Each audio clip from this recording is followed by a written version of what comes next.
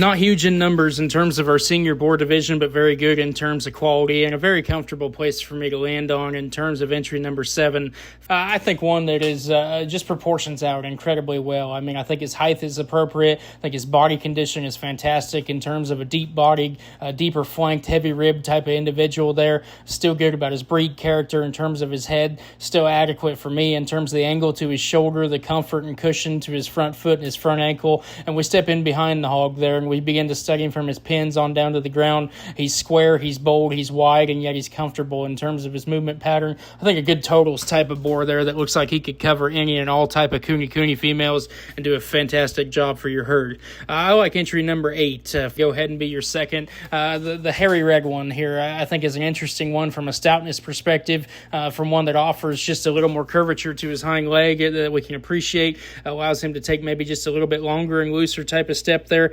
And for me, when we begin to study him and compare him back, he almost takes just a bit too long of a step. He kind of wants to camp his hind leg up underneath himself, throw off his balance off the back of his hip, and I think that's just a movement critique there. I think on the standstill in terms of his build and design, that's a powerful, rugged He-Man looking type of boar there. It's got the bone, got the power. Not the biggest stature, wants to camp his hind leg up underneath him. We'd like to fix those things about him, but we still recognize the quality he brings to the table from a sire perspective in doing so. Our third in this division is entry number 6, and just a hog here that, in terms of athleticism, we really like. That's a hog that gets out and covers some ground and does so, relatively effortlessly in terms of his movement pattern. Another one, we step in behind him. We got to ask him to be manlier for a sire. I need to see him more pulled apart in terms of his loin. I need to see him more pulled apart in terms of his hip width,